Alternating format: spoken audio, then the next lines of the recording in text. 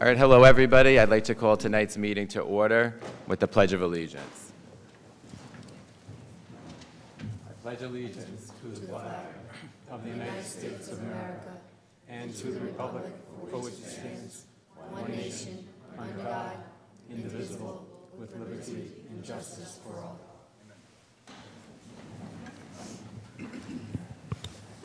First item of business tonight is approval of minutes. We have approval of the March 2nd, 2015 regular meeting minutes. I'll move that motion. Second. Discussion, all in favor? Aye. Aye. All opposed, motion approved 5-0. Approval of the March 16th, 2015 regular meeting minutes. I'll move that motion. Second. Discussion, all in favor? Aye. Aye. Motion approved 5-0.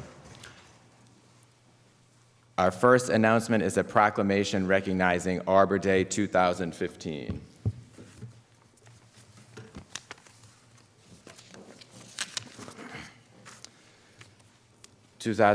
Arbor Day proclamation. Whereas Arbor Day is now observed throughout the nation and the world, and whereas trees can reduce the erosion of our precious topsoil by wind and water, lower our heating costs, moderate the temperature, clean the air, produce oxygen, and provide habitat for wildlife.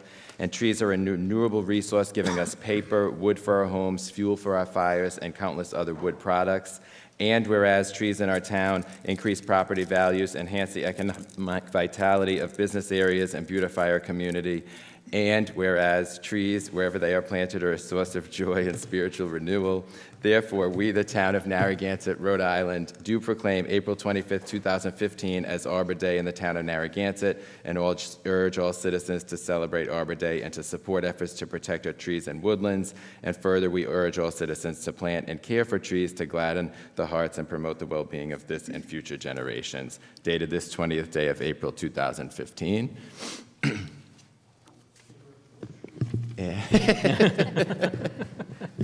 Matt, the Public Works Department is planting 2 red maples at Sprague Park on Friday, April 25th.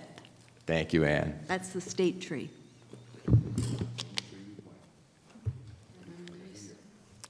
All right, we have a new item on our agenda that we've done this term, which is updates of state projects in Narragansett. So Pam is going to take that item. There's nothing to report tonight. Thank you.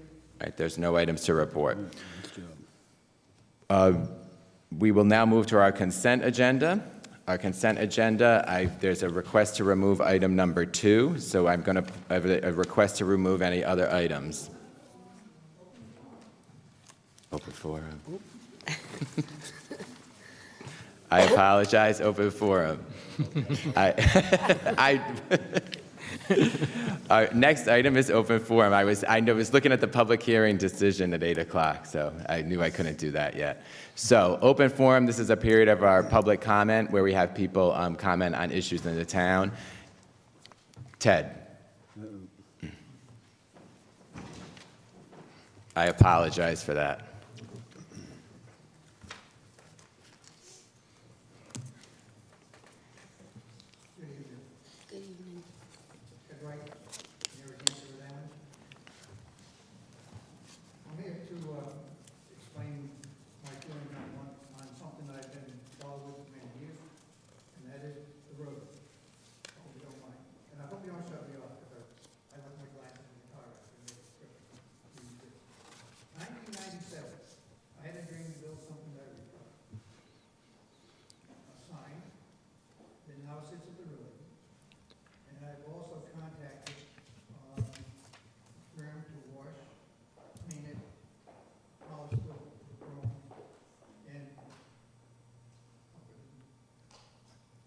I should have known better.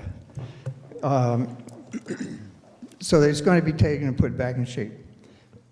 So here we go with what I would like to explain. Years ago, I fought the state government, the town government, the Chamber of Commerce, most of the leaders in this town about the Rotary and my sign. Some friends of mine, Milt Reed, a Wakefield resident, a very good friend, took care of the money that we raised to build the sign. Bob Campione, who was a member of the planning board, here. He donated the 2 granite caps that are on the top of it in memory of his 2 sons that had passed away very young. Tony Goriello, South Kingston resident, went by and saw me out chipping brick. And he asked Milt, what in the world is Ted doing in the middle of winter chipping brick? When Milt mentioned to him what I was doing, he said, tell him to go buy the brick and I'll pay for it. 3,200 bricks. I found them for $1 a piece, $3,200. Wakefield resident. Ralph Copper and his son. He found the sign. When I was president of the council, I found the sign in the woods, mangled. Took me a year to get it straightened out, and then we got ready to go. Dave McLaughlin, another South Kingston resident, lifelong friend, who worked for Lynch Brothers, donated the concrete that went into the footing. Jack Minkin, who was a local guy here, he was out there quite often chipping bricks in the middle of winter. South County Farms, they built a farm for the thing. Jim Durkin, when I needed something, I could go get some tools, what I've needed from Jim. David Houseout and his son, they put up the flagpole, the stanchions for them. The Miro brothers, who I worked with many, many, many years ago, were the brick contractors that actually built the sign to my specifications. Dante Boffey, who was head of the Rhode Island Department of Transportation, I met him at a coffee shop, matter of fact, the Coast Guard house, and I said, Dante, I'd like to take you and show you something. I took him up to the Rotary. We walked on the Rotary. The grass was up to my waist. It had never been mowed. They didn't mow the Rotary in those days. Mr. Dante, rather, he arranged for Gates Layton to locate the sign that I sketched out and went from there. But then they fired Mr. Boffey, and along came Mr. Bundy. I met him again in a strange place, the Coast Guard house, at a meeting with the council and people. And it was kind of an interesting time. And on a little quip, I said, Mr. Bundy, before they fire you, would you sign the agreement with the town for me taking over the Rotary? He said, I'll make sure I do it. We were just kidding. Well, he signed it. It came down to Jeff Cesarine. 4 days later, he was gone. So we survived that one. So I'm here tonight to ask you to rescind the Manic resolution. This way, I will be able to fly the state flag, the American flag, and the town flag, which is in production right now.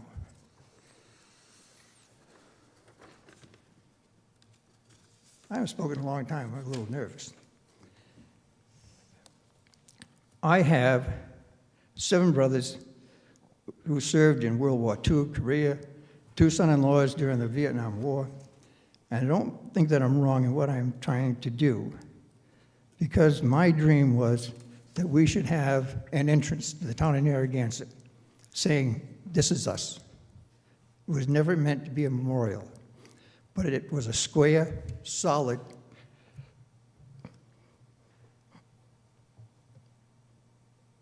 constructed piece of architecture that I designed, I worked with, and it started in about 1995, and it didn't get finished till 1999. So I'm standing here tonight saying, Gates Layton, who did a great job of engineering where it was supposed to be, and I know the town now has it as an adopted spot, and I'm very proud of that they were willing to take it over. I paid Lenny Coco. He and I split the cost of mowing that place for 10 years until the town started doing it. And I thank Steve Wright, how it always looks beautiful when you go by, except for the damn salt shed. We're going to try to fix that.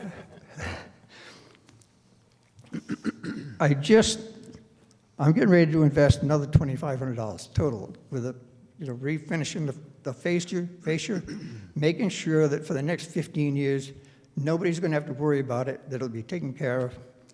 And the flags, there'll be enough of them so you'll never have to worry about flying the flag that sits over here on my right, on your left. Thank you very much.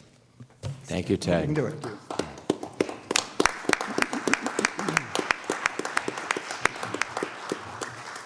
Richard.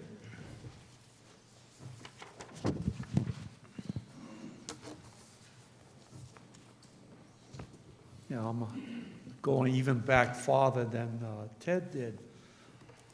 This is a different topic, which is probably good. You know, I've always held that Middlebridge should be part of Narragansett geographically. It certainly belongs there from a tourist point of view. And I'm willing, as I said many times, to exchange Jerusalem for Middlebridge. If not, we will take over Middlebridge. Now, we noted on the bus tour a couple of years ago when we went around with people from the Holiday Inn that we passed by the Pettaquamscut Rock. And recently I've been working with the Pettaquamscut Historical Society, really beating them down, because no one there has ever been to the Pettaquamscut Historical Rock, where the treaty was signed by Roger Williams and other settlers with the Narragansett Indians. You can't get there anymore. And that started in 1978, well before Ted. Now, I'm trying to get groups together, Appalachian Trail, the Pettaquamscut Historical Society, South Kingston, the Narrow River people, and hopefully us, to get this trail open. We have a beautiful park dedicated to Pettaquamscut Rock as you go through Middlebridge on the left-hand side of the road.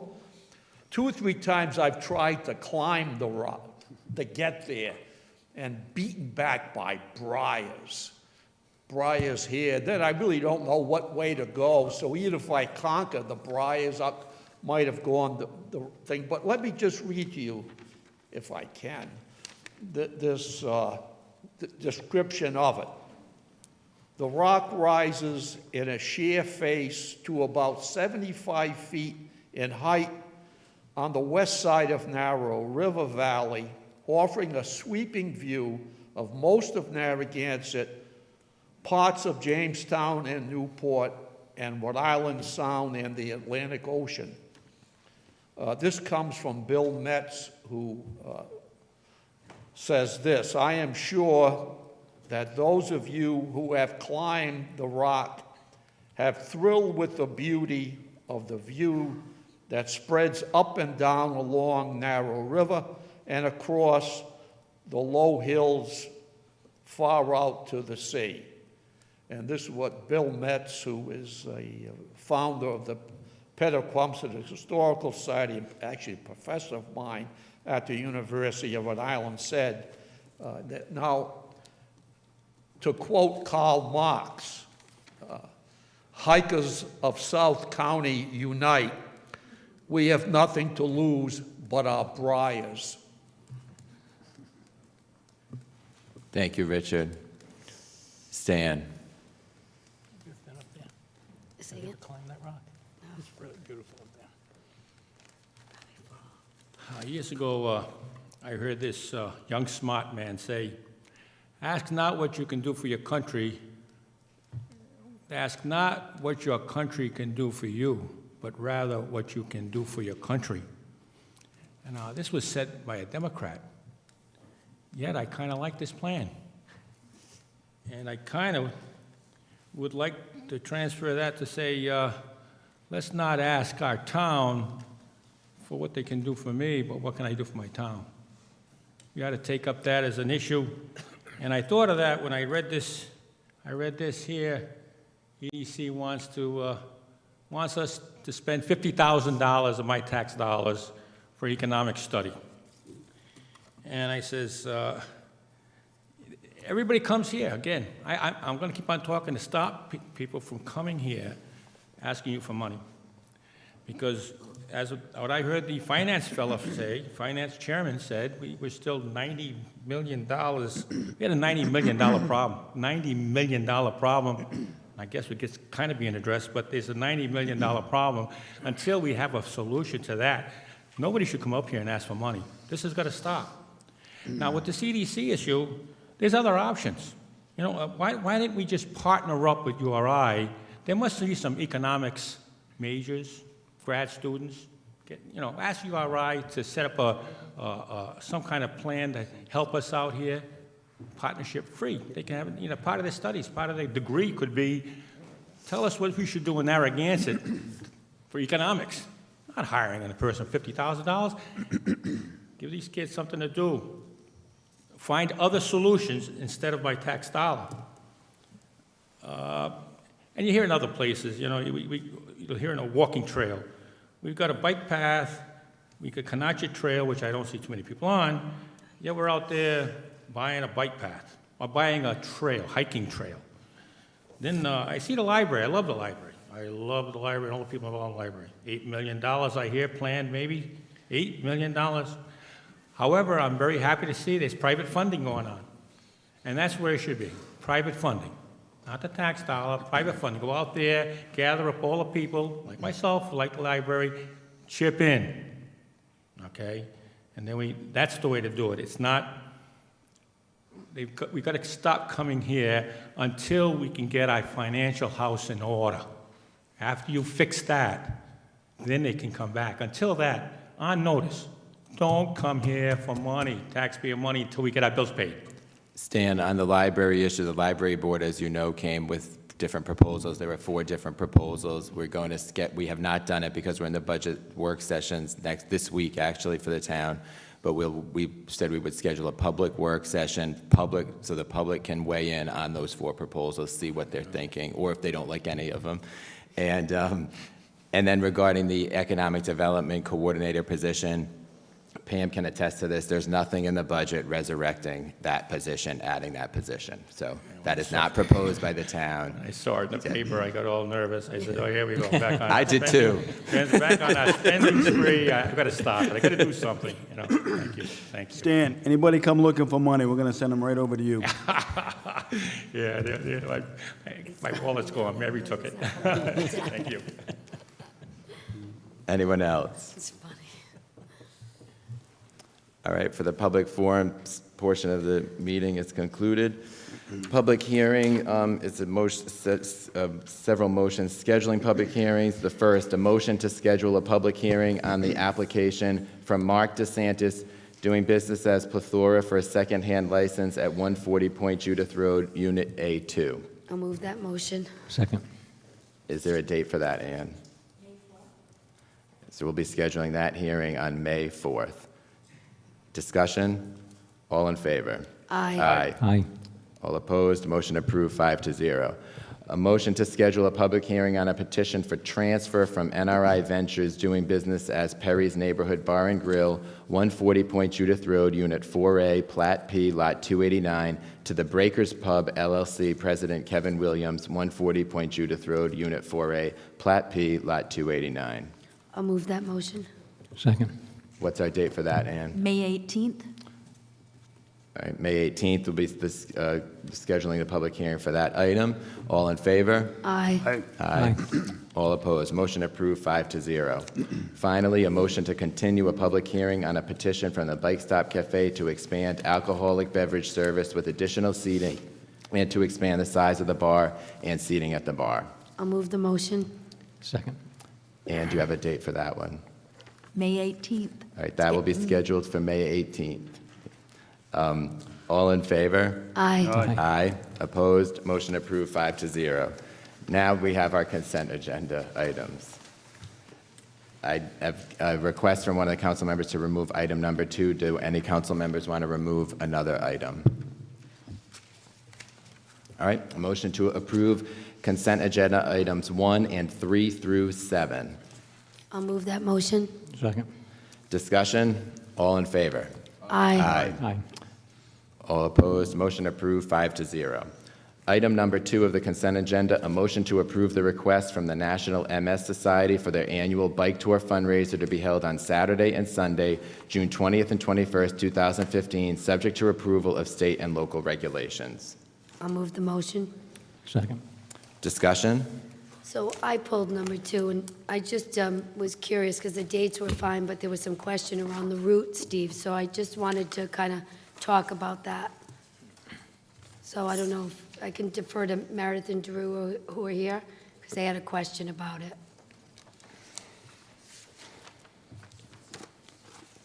Okay.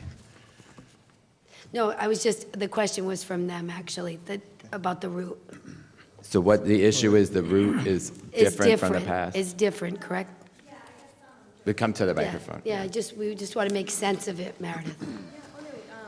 Again, we don't want to, we don't have an issue, with the town or anything. Excuse and me, Steve's could you actually- state your name? Oh, I'm sorry. Who you are. My name is Meredith Sheehan, and I'm the Community Program Manager for the National MS Society here in Rhode Island. And I do have my colleague Drew Davis with me, who's the Logistics Director for a lot of our fundraising events. So Drew's actually had the communication with Steve, and again, Steve's been great, so it's nothing know against that. the We know town that. or anything like that. The issue just recently came up, and it actually just came to my attention yesterday. We had put in our permit request for June 20th and 21st, which is our 28th annual MS Bike Tour. Often we leave from Pier Middle School, and we do go make our way over to Ocean Road. We go up Ocean Road up into Route 1A. Up into North Kingstown and so on. So I guess the issue came up, we just had our MS walk yesterday.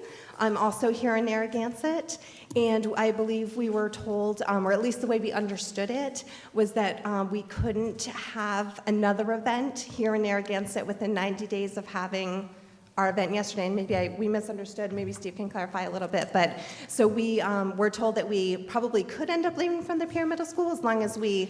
So Meredith, because you had an event yesterday, you can't have another one within 90 days? Is Again, that was my understanding, and we, again, may have misunderstood that, but that's what our understanding. Steve, do you want to And maybe explain Steve this, can what's going on? clarify that. Sure. First of all, I've never spoken to you, No, but we haven't.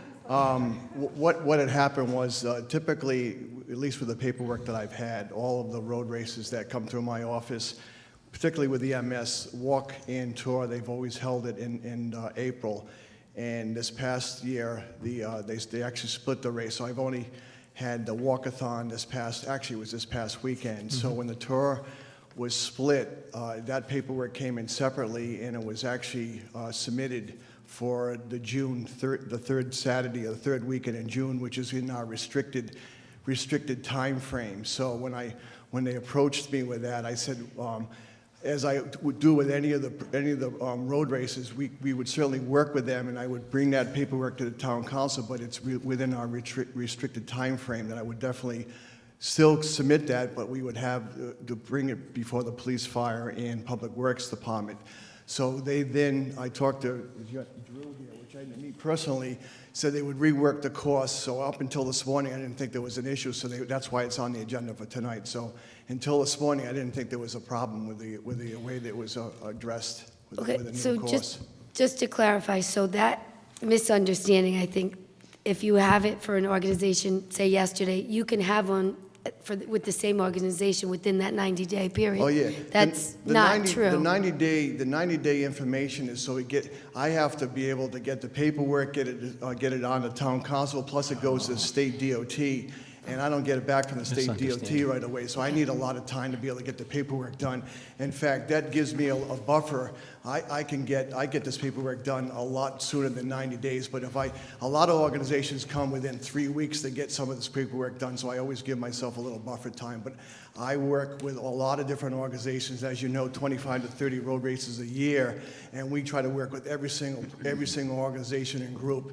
Apparently, there was a communication breakdown because I left this particular race thinking everything was fine until you So called the this dates are morning. fine, it's just the route, I think, right? I'm just trying to understand, I don't. No, I think and again, this just came to my attention yesterday. I guess our issue was that we could have, we could start a peer school, but that we couldn't do the original route because we would be in Narragansett for about 10 to 12 miles.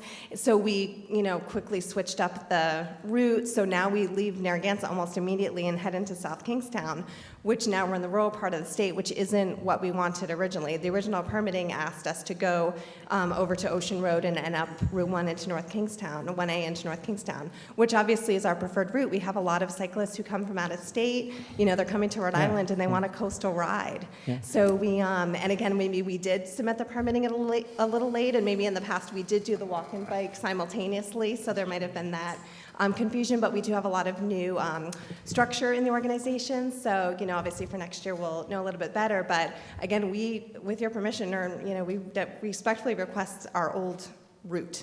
How many years running have you had the event? This is our 28th year, and it raises over $500,000 for us. Nice. And so you always have done that same route except this year? Whenever we've started in Narragansett, we don't start in Narragansett every year, but every year that we do, which is probably at least 10 years, we've started at Pierre Middle School and done that same route. We ride under the towers. In fact, our jersey this year has the towers prominently featured on it because that's what we thought, the original route would be. So is that a problem if they have the old route, or is that not a problem, Steve? I don't know. Chief, anybody? And this is at 7 to 9 in the morning? This is, exactly, we would Oh, be so out it's of. early. It's early in the morning. We would be out of Narragansett by about 9 o'clock in the morning. Oh, you can stay. Have breakfast. You can stay. We have to ride 75 miles. Actually, we have to ride from Narragansett to URI in 75 miles. I saw the route. So we is there a do concern it competes with the beat? Is that the concern, Steve? What's the It's concern? early. Well, again, I defer to the police and fire and public works on that. And one of the issues was it was the first weekend of the beach season, the first busy weekend. And so that's why we have the restriction. But, I talked to the chief, we're fine with this as long as, again, it was again, miscommunication on a lot of things, but we're fine with it, so it's good to go. Yeah, because we set those restrictions, but we're always open to, individual cases as well. I mean, we restricted it, and I remember not loving that restriction, but we're always open to that, and I want the director to know that as well. I mean, if the council, says we'll have another race, then we can decide to have another race, I think, right? I mean, I think that would be great. So we're just coming to a consensus that we're going to leave Yeah. the old route? Yeah, I mean, I think if it works and the chief says it's not a problem with the roads, it's early in the morning, you want the same route, I don't. Do you need a have an issue. motion, Need a Matt? motion. Yeah. Yeah, so we don't need So we're a, good. so we'll just Excellent. amend it. Amend the motion to, Maybe Steve, To go to the do we original need to refile our original route with the permitting issue, or do you have the original? Do we have to do anything else on our end, is I guess what we're asking? Steve, do they need, okay. We're good? Okay, all right. We really appreciate it. Thank you so much. Thank you, good luck. Thank you. so the amendment is to go with the original route. Yeah, but she's saying we don't have to vote. We don't have to. Yeah, Yeah, we don't have do to that? vote, right? No. Well, you have to. No, she's saying no. How do you not have to vote? Ray, how do you not have to vote? He wants to know. Because with the approval, we're approving it and it's subject to the state and local regulations, which are going to be the same as they always were. Okay, it was pulled That's from the not- consent agenda. That's what threw me. Right. Yeah, no, and Susan, obviously, I think it all happened today, so, Yeah, I just wanted to make No sure it problem was a with go and it wasn't a problem with the Good job, safety Sue. and everything. All set, no vote. Thanks. We do Thanks, have good to luck. vote to approve the motion, there's no amendment. There you Okay. go. All in favor of Aye. the item? All Aye. in favor? Aye. Aye. Aye. All opposed? Motion to approve, 5-0. Old business, item number 8, a motion to approve the request for an easement over a portion of the northerly portion of Lot 329 on Assessor's Plot P on Point Judith Road to OC Realty LLC, and various licenses for signage and landscaping. I'll move that motion. Second. Discussion, so there's been some history to this. Ray, you were kind of, had the item on, do you want to address it initially?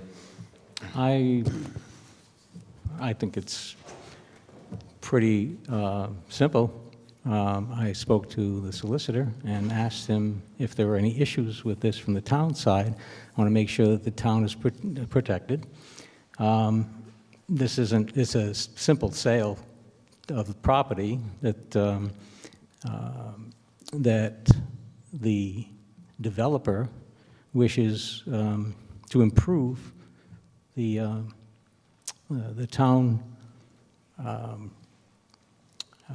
traffic situation.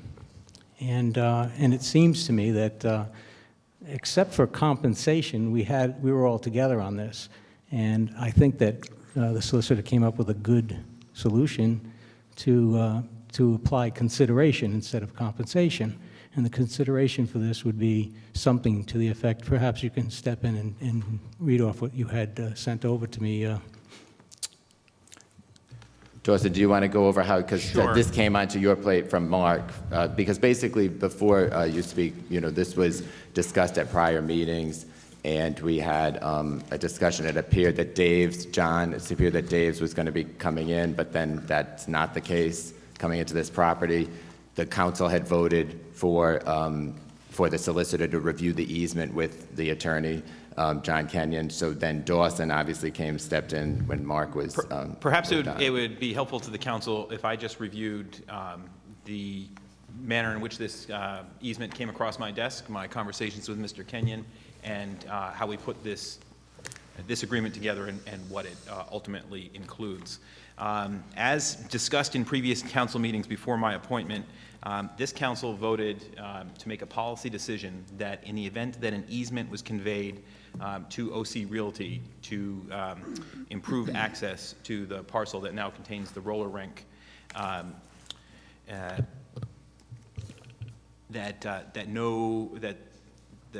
the council voted as a matter of policy that it would improve economic development for the town for a number of interests that were articulated at that meeting, that it was in the best interest of the town for this property to be developed.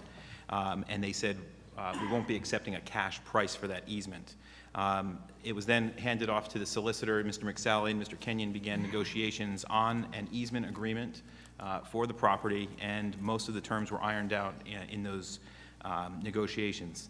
After I had an opportunity, when I came on board, had an opportunity to speak with some members of the council who expressed a concern about the consideration aspect of this agreement. Is the town receiving appropriate value for, in exchange for a real estate interest of value that they are conveying?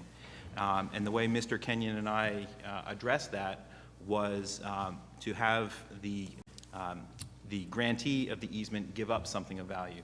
And in this case, it is a promise to never seek a special use permit for the benefited property here.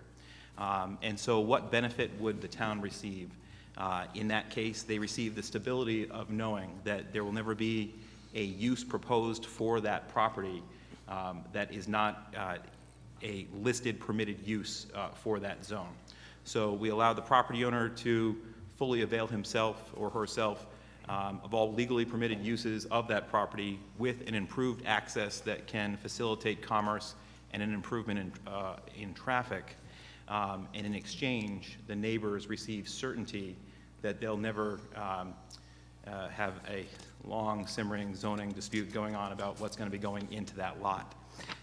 There are some other benefits to the town that we addressed in this agreement.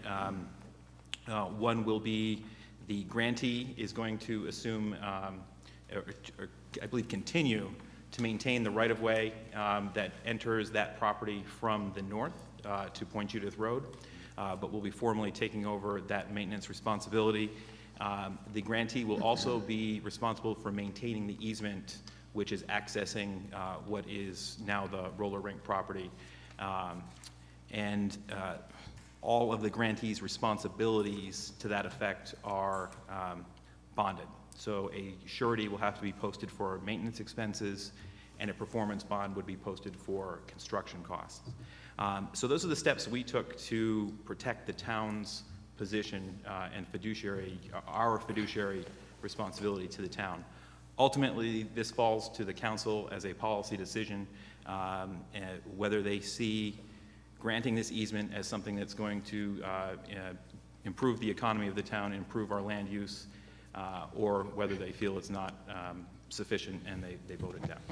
Okay, so I believe that it not only that, it follows suit with our strategic plan. That is one of the public And- policy objectives that we recognize. as far as safety is concerned. But are you sure that, and I'm not saying that there's anything wrong with the fellow who's buying this, but are you sure that the town is protected in case this partner that we're bringing in this piece of property, doesn't make it? Are we protected as a town? Are you sure? Well, there's no question that conveying this easement will increase the value of the grantee's property. So the property that the roller rink sits on, by benefiting from this easement, will be made substantially more attractive to commercial development. I believe the conversation at this council and the planning board prior to it centered around a grocery store or a particular grocery store to go in there. So in terms of how well, my point is, I think we're giving up a piece of about a 40,000 square foot piece of property, and we end up retaining about 25,000 square feet of that. And that property's value will go up also. So will the Dunkin' Donuts and all the other properties in the area, and they'll be safer. That's all good. That's all done. I understand that part. The part that I want to understand from you is that the town, in case this fella goes under, in case something happens where he loses his shirt or he pulled something, and I'm not saying that that's the type of person he is, I'm just saying they are out there. Are we protected? Well, Councilman, the town is protected in a number of eventualities here. Okay. The easement, the restrictions and benefits that are contained in this agreement, they run with successors in interest. So the next person to buy this property, if it's not this developer, would be, if they were going to avail themselves of this easement, would be bound by the same terms and conditions. Okay. The town has remedies at law to place a lien on the property in the event that the conditions aren't fulfilled. The town has the remedy of, in the case that the grantee did not live up to their obligation to perform maintenance on that right-of-way, to Point Judith Road and/or this new easement roadway that's being constructed, the town would have the right under this agreement to go in and perform that work and then bill the property owner. So there are a number of protections for the town built in into that extent. But as you know, and I don't think you're asking me otherwise, you I'm can't. not. There's no guarantee. No, I know there's no guarantee guarantee in life, but okay, we also have a performance bond. There's a performance bond that relates to the construction, and that's a standard practice. There is also a surety in the amount of $100,000 that will be posted towards future maintenance. So that is one other level of protection for the town. So we're going forward, if they pull away, we still have $100,000 to maintain that property for a period of time anyway. Yes, in addition to our actions at law. Sure, no, in addition to whatever's left on the property. Understood. Thank you very much. I'm sorry to keep you so long, but I just needed to make that clear. So we're talking about what we voted on this at our January 5th meeting. There was a lot of discussion around it, you probably recall, John. And so at that meeting, it appeared that it was going to be a Dave's Marketplace. And then shortly thereafter, we found that that wasn't it. So the vote that we took that night was dependent on that. So what's changed? What's the change now that we know Dave's came forward, sent us a letter. Ray, you weren't at that meeting, but I read it into the record of the meeting because it was new information that Dave's is not interested. So what is now the change that's occurred that this is now, what's the use? What are we going to be putting in there? Well, we're gonna. From what I understand, I'm sorry, go ahead. Go ahead. From what I understand, there's a developer who's going to put a deal together to put what he wants in there, whether it be a market, but it's going to be something under BB zoning. And if that developer comes in here, into our town, and puts something under BB zoning, what right do we have to say, no, you can't? Because we have an easement that they're asking for to do it. We're putting ourselves into a private land deal as the town, and we're giving away the property interest in the easement for free. So there's not a lot of people, I think, in this room who would give away an easement for free. If I own a piece of property and someone wants to traverse over it, usually in that case, there's some kind of compensation associated. Now, we did hear that people felt it was important because it would be the use of Dave's, but that is no longer the use. So again, what are we getting? I think what I'm sorry, you want to? Go ahead, no, go ahead.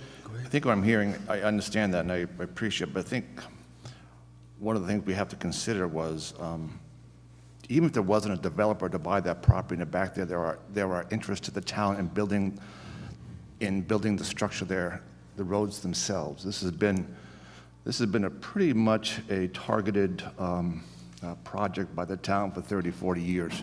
It's been referenced in the comp plan to provide a relief valve for that area and to open up that place for possibly a change. It has certain intrinsic economic value on its own merits.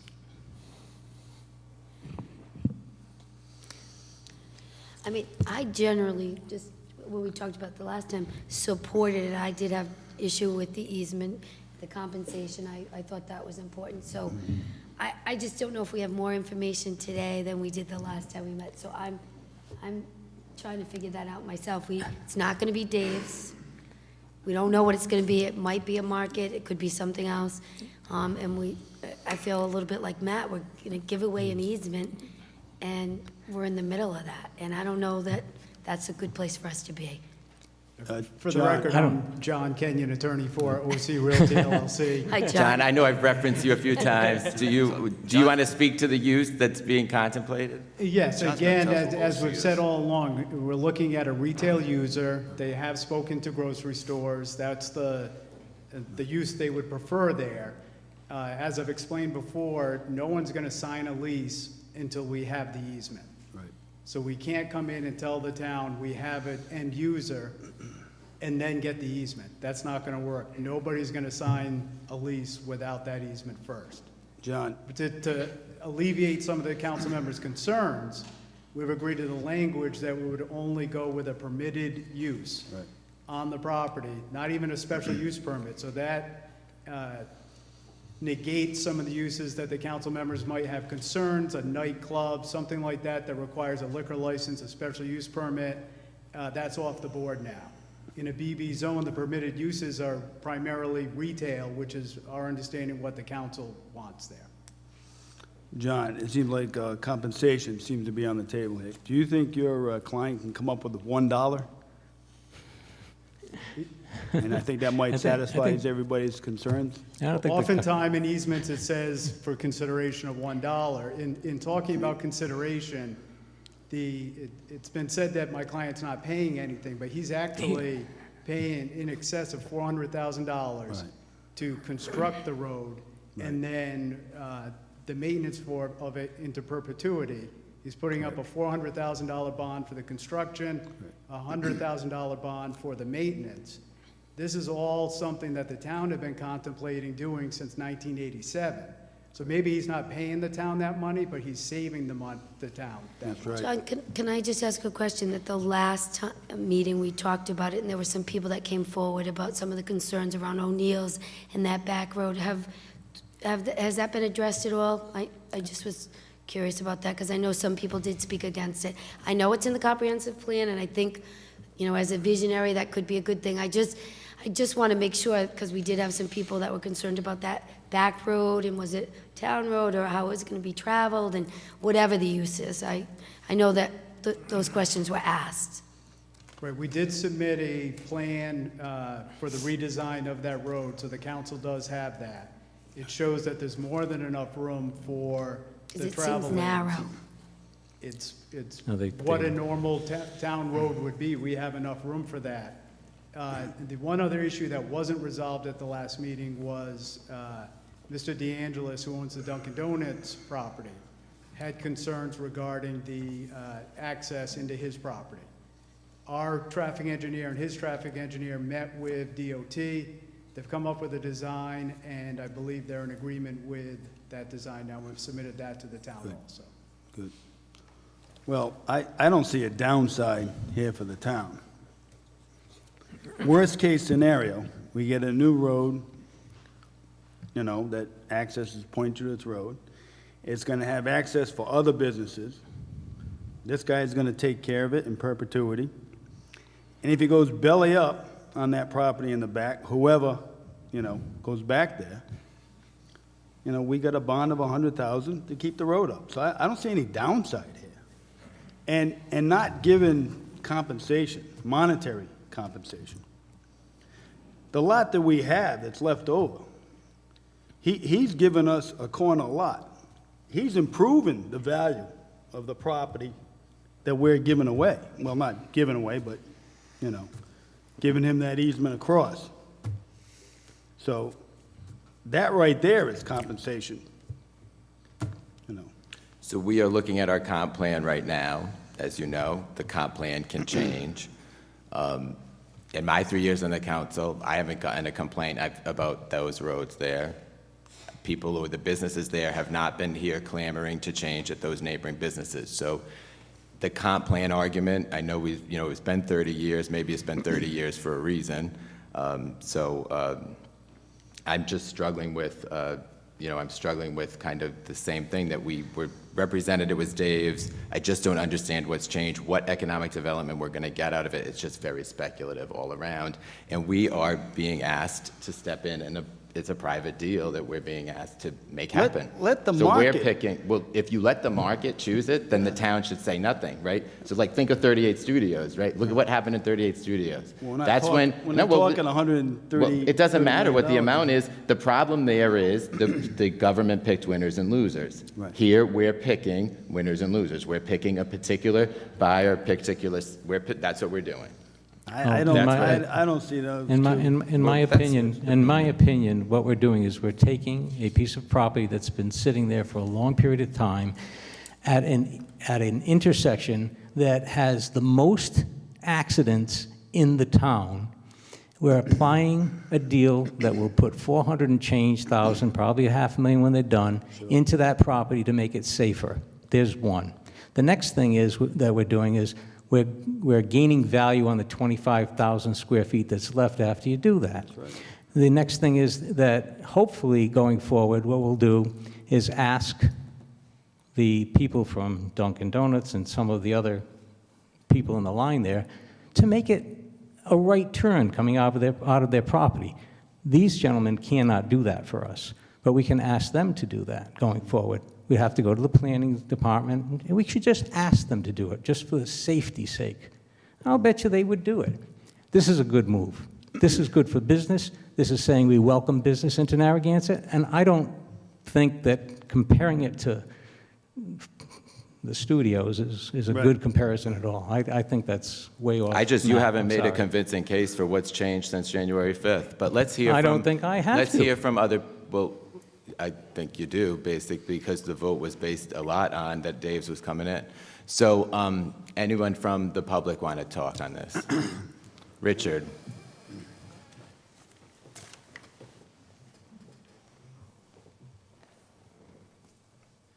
This is another need for a photo of this. I remember speaking when you said January 5th on this topic.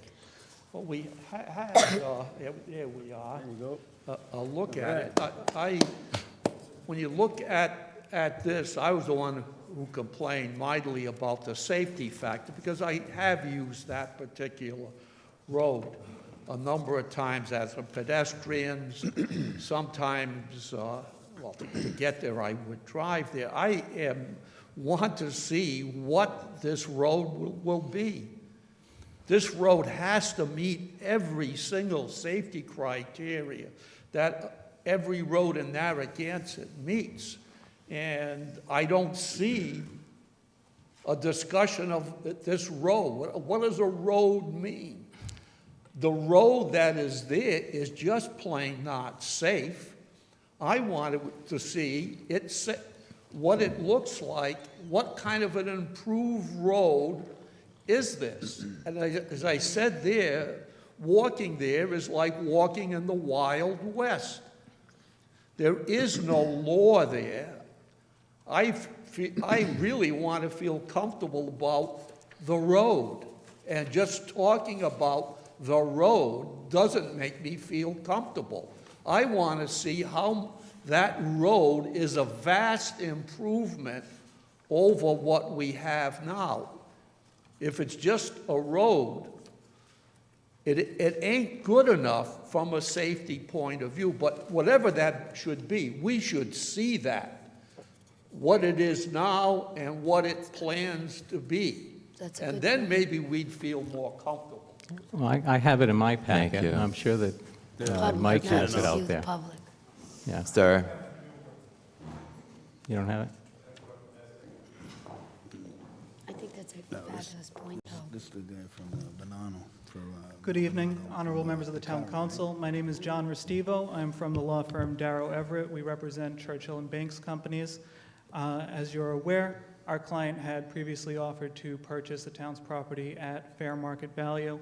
While that offer still stands, if the town does elect to go forward with the granting of this easement, there were a few concerns that we had noted in the proposed easement agreement that we just wanted to make sure the town was aware of and to have be part of the record for this discussion. A lot of those issues, it seemed, derived from the fact that what the town council seemed was considering, what the planning board was considering, was a public road, a road connecting Point Judith Road to the private right-of-way, back down to the town's road. That is not what was actually proposed in the easement agreement. Now, I'm not too sure how that agreement might have changed since the January meeting, but it seems like most of the changes focused on compensation and not the fundamentals of the agreement itself. So one of the major differences between a public road and a private easement is the public road has certain minimum standards for maintenance that are mandated by the state. All town roads have to be maintained to a certain level. If you look at the easement agreement, the maintenance standards are focused on whatever is necessary to provide access to the developer's parcel. So there's a gulf there, there's a delta between what the town would be obligated under state law to provide and what under the easement agreement the developer would actually be obligated to provide. And no bond or surety bond would address that gulf. If there were a public road there, if this were actually a public road, then no access easement would be necessary. People could access the developer's parcel just like any member of the public could use that road. But that's not, in the end, what was actually proposed by the developer. If the town were to go forward with having a public road, I would encourage the town to consider whether converting the current private right-of-way into a public road for the town would rise to the level of a taking, whether any of those property owners would have a right to just compensation, and whether the easement agreement that the town is considering has the private developer compensating those people. In addition, private easement can be abandoned at any time. As you're aware, there's no obligation to actually build it in the first place, but the obligations that run to the developer and to the owner of that parcel only last so long as the easement itself lasts. Once the easement goes away, so do those obligations. So maintenance, as I mentioned, is a major issue. So is liability. If there's a difference between those maintenance obligations in terms of who plows and when, who salts, who repairs the potholes, and a member of the public injures themselves on that road, under the easement agreement as was written, unless that member of the public was going to the developer's parcel, the developer would have no obligation to actually indemnify the town. Responsibility for that would run to the town. And then lastly, there were just a lot of the focus has been on the road itself. There are other components to that agreement. That included the sign easement. The sign easement itself seemed entirely inconsistent with the town's own ordinances. The town's ordinances limit the opportunities that the town has to give private party control over a sign on town property. First off, granting of an easement on the town's property to put up a sign would not be necessary, though it was characterized as an easement in the agreement. In addition, the town's ordinances state that a chamber of commerce or an association of businesses within an industrial park are the only two private entities that can maintain and operate a sign located on town property. To my knowledge, OC Realty is neither of those things, though I'm not too sure what OC Realty really is, but I don't believe that they are a chamber of commerce. And the agreement did not address who can advertise on that sign, how much they can pay, and there was no opinion from planning with respect to the sign itself. Even under the ordinances, if you were to grant that authority to Chamber of Commerce or businesses within an industrial park, planning would need to vote to approve giving that control, and the recommendation didn't seem to address that at all.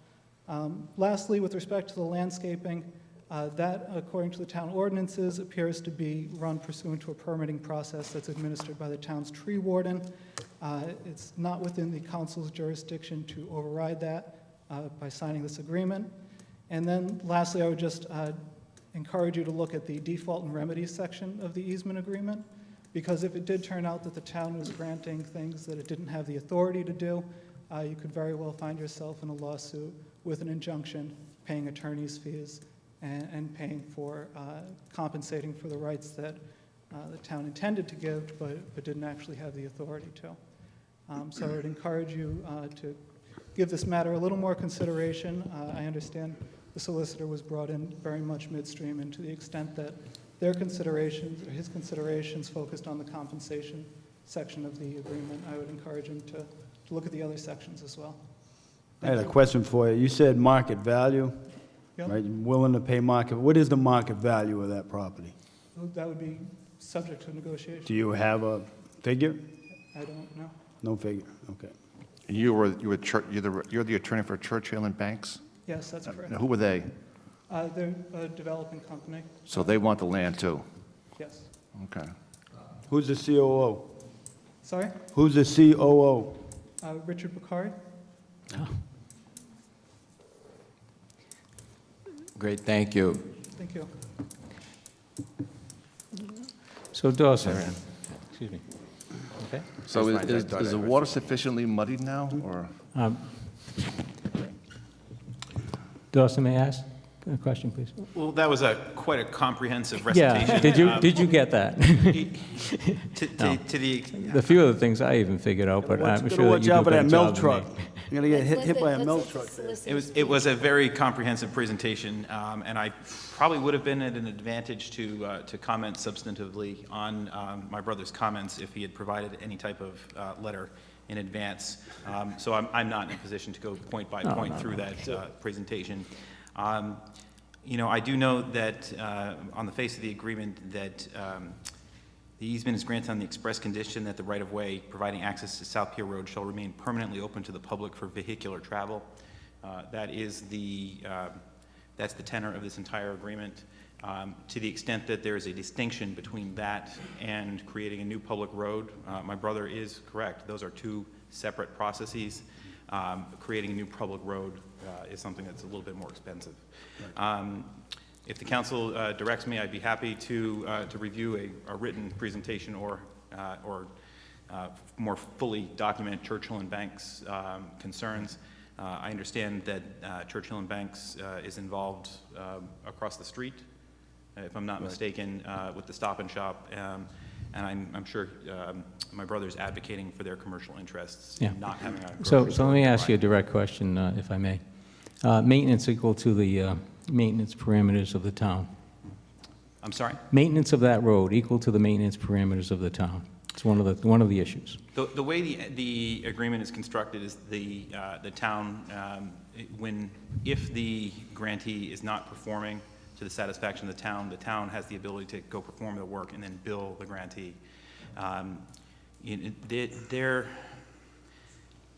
We're coming full circle to, I think, your first question to me, Councilman, when you said, is the town protected under every and all circumstance? Mm-hmm. And you know, that this is a world fraught with uncertainty, and there are contingencies that can arise. I'd be happy to take a more thorough look based on those concerns, but that was almost a shotgun approach. No, Is Yeah, there a that's- big that's- hurry, or could we do that, you guys? no, no. This is let- ridiculous. Yeah, this is, Could I just address that Sure. Sure. question? Section 6 of the maintenance agreement states that the grantee at grantee's sole cost and expense and to the satisfaction of the town shall be responsible for the maintenance of the easement. So it is to the satisfaction of the town. So you're going to have say on how Right. it's maintained. Sure. There was also discussion about indemnification, and there is a Section 8 which talks about my client indemnifying the town in case there's any injury in the easement area, and he's also responsible to provide insurance in the easement area.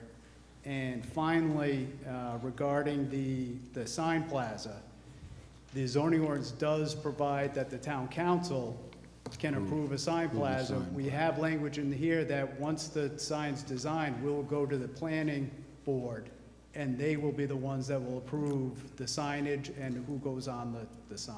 Thank you. Correct. It also might be noteworthy, because some people were asking about pedestrian access there too. Normally, when the council votes approval or not approval on something like this, we always incorporate we normally incorporate, subject to the incorporation of the planning board conditions attached. And the conditions are 7, and one of them specifically addresses that open to all public, pedestrian, and vehicular 24-hour traffic in perpetuity. So that eases concerns about pedestrian walkways. That's correct. Okay, for me, this is Economic Development 101. I want to see another crane working on a building in Narragansett to provide jobs, get some more tax base. So I can support this on an up and down vote again tonight. I'm ready to get this done. Yeah, Let's let's get this done. done. Well, that's obvious that you two want to get this done. I got that. It's loud and clear. It's interesting, we hear all these things about what's going on with this easement and this property, and it's why I'm cautionary about the government, which we are the representatives of the town, which our job is to get involved in private transactions of this nature. Now we hear somebody's interested in buying the easement, the whole property off of us. And I've been struggling with this all weekend as to how we do this. You know, we talk about, we're waving an economic development flag that's very unconvincing for me. And I see the buyer of the rink is asking for a particular, asking for an easement over this property. So it's property they need an easement over for us.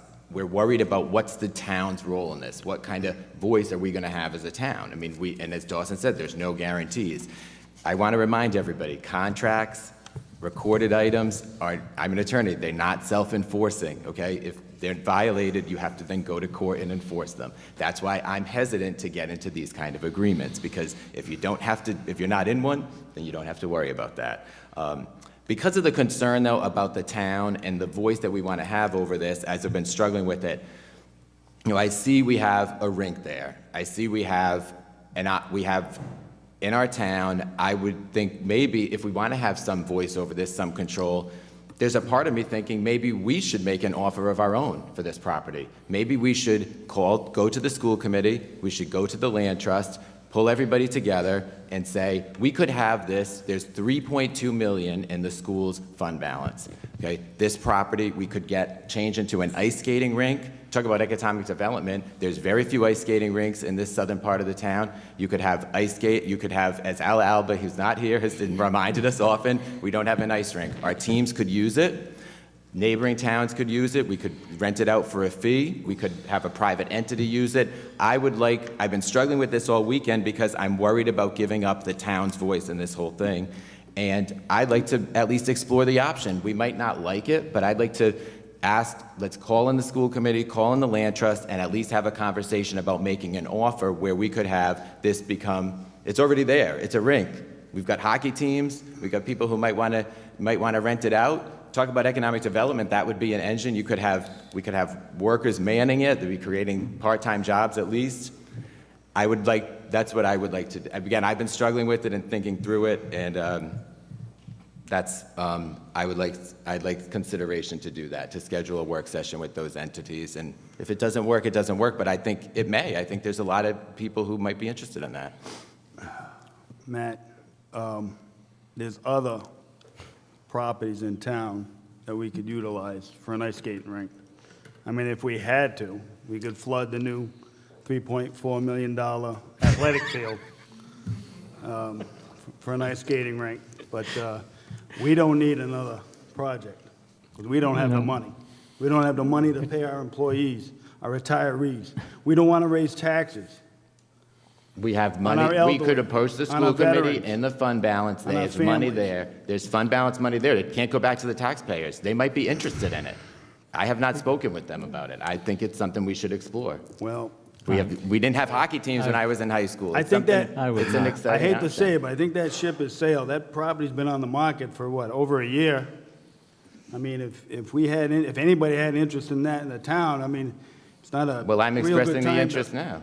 bring it up now. Good I mean, idea, but I feel this, you guys are like ready to vote on this. well, I want to get something going here. You know, I was elected for economic development. To me, this one's a Well, tell no-brainer. us what the economic development is, Patrick, because I just think I articulated economic development. This I think guy- you're as speculative, and it was supposed to be Dave's, and what is it? What is the, no one's telling me So what if it is. somebody- so if somebody Make- told- Describe it. If somebody told you Dave's was moving in there tomorrow, you'd be happy? I'm saying that's what we were just told at the last meeting. No, That's no, what we I'm were. asking you a question. I'm saying that if it was Dave's, I'm saying that that's a possibility. We at least knew what it was. We don't even know what it is. So it's a Right. control factor is what it sounds like. What I'm hearing here is that you want to control free enterprise. No, that's not. That's what I'm hearing, though. Ray, that's not And what it- it and is. that- but that's what I'm You're hearing. giving away an easement. I You am are not stepping giving into the. away Yes, you anything. are. Yes, exactly. No, That's what I'm you're not doing. giving away, I'm giving it for I'm consideration. calm. I'm extremely calm. Don't say I'm giving You something guys have been away. rushing this and forcing it down throats. I'm uncomfortable with it. I'm asking for an option of something different. How about if we I didn't- continue I it? Would you guys I'm be? not continuing anything, I want to vote. Okay. I don't think there's any way you're going to fix it because we're in a chicken or an egg situation there. No one's going to no one's going to, it says in here, there's a letter from Cushman and Wakefield, Sherry, Haynes Sherry Associates, Real Estate Services. They say, quote, without the easement, this property would not attract retail tenants due to access issues. That's right. They've spoken to grocery operators and many dry good retailers. All of them have interest. No one wants to make a move on turning it to a Dave's or a wholesale food until there's some assurances that they can build the access to get to their businesses. And that's been talked about for 30 years. And so no one's going to commit to it until they have some assurances from us that we'll let them build access to it. So, Yeah, this. And also, something to think about, if we do grant this easement, I guarantee Churchville and Banks won't give us a plug nickel for that lot. So They want the 25,000 square feet. You know what? There's a lot of emotion here. Let's Yeah, hear well- from the public. Is anyone from the public? Yes, Stan.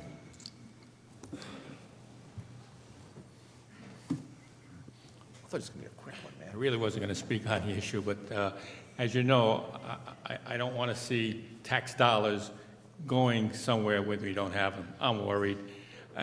We need to give businesses an opportunity. It's not like BB, whatever allowed in BB is going there. So if we allow something in BB anywhere else in the town, then why not allow it to go there? And there could be some issues, but it seems like they got to count on him to get a contract for the upkeep, maintenance, and liability, get that contract right, and let's get this BB zone going and not spend my tax dollar to put something up there. Thank you. I like the idea about Donald Goodrich. Mr. Goodrich?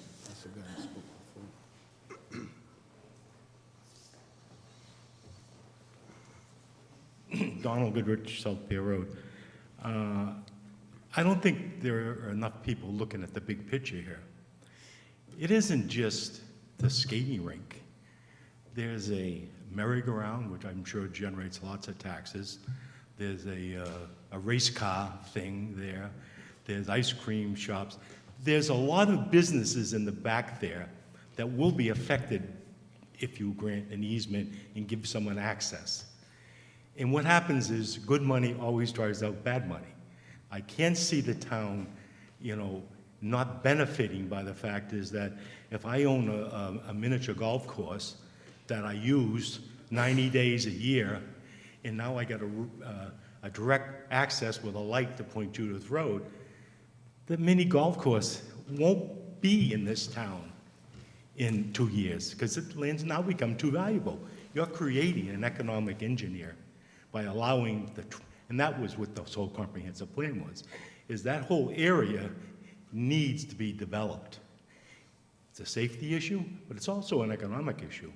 So don't just look at whether we're getting a grocery store or an auto zone. All those other businesses around there, whether it be Moo-Moos or anybody in there, because you're gonna have light-controlled access, you're gonna generate business interest, just as Councilman read from the real estate people, is that if you can't move people in and out, they're not interested in going. Now that you opened it up, you're gonna see other activity there, not just whatever's gonna happen on whatever the skating rink deal is. So I think you could broad mind here. It's just not one little issue here. I think you could really develop the back of that so we could generate a lot more business and a lot more taxes.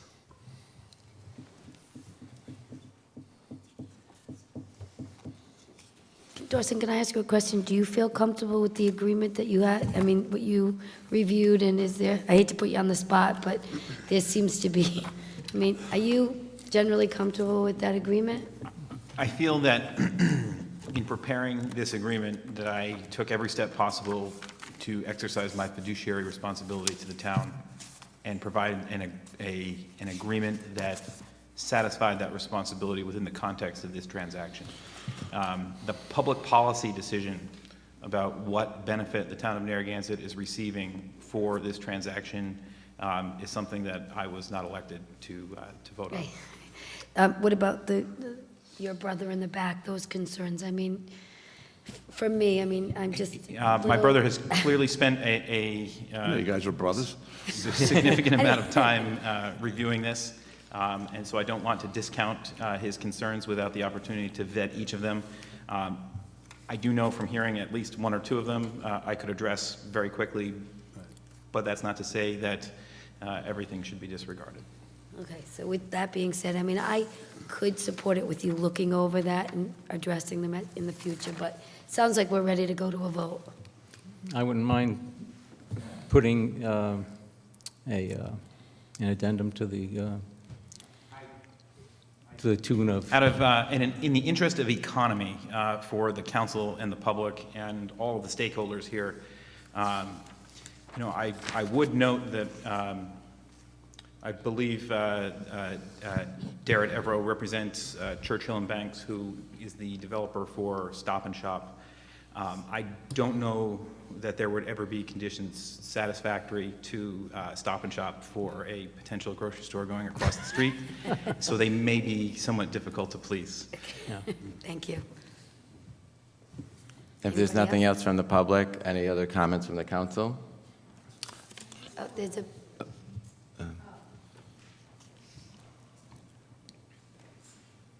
I'm Martha Connie Bear. I live in Wakefield. I hope it's okay if I speak. Of course, yeah, that's what this is about, 78 yes. Winter Street. I've been to Wakefield. I don't think I have any economic backing with me, but I just wanted to say how much we will miss the rink. That it is a lively place. I'm sure it doesn't make a lot of money, but we'll be losing a lot of physical activity. People my age and older go every Thursday night, and we have a great social time, we have great physical time, and we're not on a treadmill. We're not bored. The Providence Roller Derby has been practicing there and paying to practice there. I believe they are not going to be there now because the rink is closing. But there's a lot of young groups. There's a group home that comes there every Thursday night, and we interact with them. A lot of young people, a lot of young women coming into roller derby and that sort of thing. And also I would hate to see the go-kart place go under just because we need more development and more money. I think that these places are well attended by young people, especially when they're not at the beach or somewhere else. I mean, where do you take your kids on a rainy day in the summer? The roller rink's a good place, you know, or you can go to the go-kart place if you're tired of getting sunburned, whatever. But I just wanted to say, you know, thank you, and if Churchill wants to buy it and run it as a rink, I'll go. But thank you. I actually liked the rink when I was a kid, too. All right. Anyone else? I'm just going to say, I mean, for me, I originally liked the idea, and I was happy about Dave's, and I know that the comprehensive plan speaks to it, so I could support it. I'm a little disappointed that there's, I feel like a rush on it. I feel like, I know it probably doesn't feel a rush to them or some of the people up here, but it does feel rushed, and I know we heard it once before, but I was a little unsatisfied with getting all the answers, but I could pretty much support it, I think. All in favor? Aye. Aye. All opposed? No. Motion approved, 4-1. Congratulations. Item number 9, a motion to adopt an ordinance, an amendment of Chapter 731 of the Code of Ordinances of the Town of Narragansett entitled, "An Ordinance in Relation to Zoning as it Relates to Lots 173." Mr. President, I have to 170 recuse. I have to Yeah, not recuse done from this yet. vote? I'm Okay. stop- yeah, I'm just waiting for the, I hope it's a good deal. 173, 178, and 346 to 371 on Tax Assessor's Plat NH. I'll move that motion. Is Second. there a second? Second. Discussion. What number is that?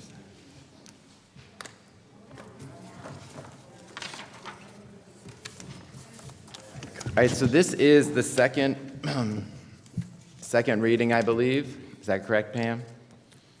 Yeah, second reading of this, and we just have the graphics that I believe that Richard and others asked questions about having, we didn't have at the first meeting. This is the Shore Club project. So, again, as a second reading, if there's not any additional information, it's kind of traditional that there's not much discussion. Do people have any further discussion or questions or want to look at the schematics? I'm ready to vote on this. There it is. There it is. Got your picture there. That's nice. Oh, yes, somebody had asked for a picture. All right, all in favor? Aye. Aye. Recuse. Oh, and do you want to, did you want to speak to the recusal? No, I just have to recuse from this vote because the attorney representing these folks is also my attorney. Thank you, Chris. Sorry I cut you off with the. No all right. Motion approved, 4-0. Item number 10, a motion to adopt an ordinance and amendment of Chapter 62 of the Code of Ordinances of the Town of Narragansett, Rhode Island, entitled Solid Waste. I'll move that motion. Second. Discussion, Patrick. Again, this was, we had the reading last meeting. It was just altering the trash ordinance. The fee, if a late fee, it's $250, it's just going to say up to $250, so we're not overburden any business owners. So again, a second reading. Any additional information come to light since? All in favor? Aye. All opposed? Motion approved, 5-0. Item number 11, a motion to award the bid for Sprague Park Little League food concession for the Parks and Recreation Department to the sole bidder, PGS, at annual payments of $4,200 for a 3-year period. Second. Discussion. I spoke on this issue the last time. The concessions tend to be outsourced and have a bid. I can't agree with. I was a parent of a Little League child, and I just don't understand why we can't find people in that volunteer organization to run their concession stands. So personally, I just could never support this. I don't think it's an issue that the town should have gotten involved in. And I think that the parents, and I've watched it over the 25 years, have gotten together and they've volunteered and they've given their time and they've run the concession stand. And I think that this is not a good way for the town to run the Little League. That's what the Little League's about, and I can't vote for it. I just don't understand it. I know we talked to 1 or 2 people that were in the leadership, and I've already articulated how I feel, and it's just a personal belief about volunteerism in the community that I live. So I can't support it. Thank you, Susan. I understand your concerns, but the introduction of soccer, I mean, you got parents delivering their kids to 3 or 4 different games per day. They don't have much time to flip hamburgers. I ran around too, Patrick, but let's just bring it to a vote. All right, well, I had a question for Steve. Steve, since we're getting compensation for that That offsets, Does it- $1,400 a year Yeah. offsets the Well, $2,800 they're that, paying. I know it's been brought up, you wanted to ask the Narragansett Little League for $2,500 per year? This will definitely help, This will- absolutely help. This Yep. will, so we can back off on those folks? Well, we're gonna We've work with suspended them. it for this season. Steve made a Okay. decision to suspend it for this season because he had a discussion with them, and now we're going to see how this goes, and then Okay. when the fall rolls around as a council, we can look at it. Very good. We've cleaned, we've had the space professionally cleaned. If this is successful, the bidder will occupy the space. The games, as you know, they're not every single day throughout the season. Hopefully, they can be successful.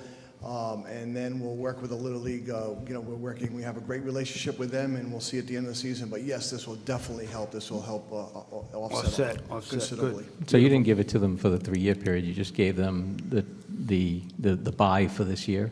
This bid, You gave the Little League a buy on the $2,500? it's fee? suspended until the end of the season, so we can get back and we'll talk Yeah, to them. yeah. We'll have we have a great relationship with them, and we'll work with them for this season. Yep. That's nice, great. Great, thank you. All in favor? Aye. Aye. All opposed? Nay. Motion approved, 4-1.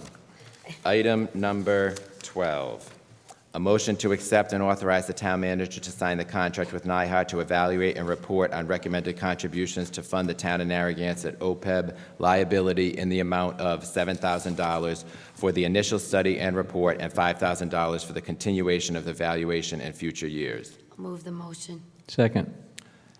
Discussion, just time frame where we would have this reported back out to us, where would that be? I'll have to call the finance director up. I don't know the time frame.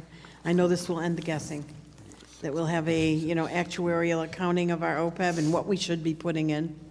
I was anticipating fall, but I could be being conservative, I don't know, or liberal. It is totally your call. We Okay. do an annual OPEB evaluation at June 30. We can include this cost projection in those numbers, or we can wait until the spring. I can do an interim in January, but my recommendation is to do this in conjunction with the annual OPEB report. Okay, great.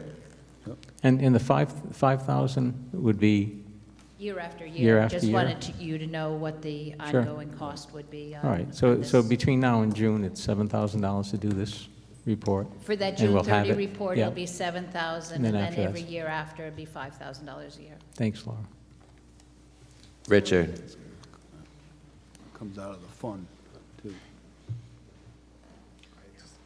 Yeah, in the absence of Harris, the chair of the Finance Committee, and the vice chair, I'll speak for the committee on this. It's really important to understand the metrics of the present value of the OPEB debt. To the same extent we understand the metrics of our pension debt, we really, at the current time, don't.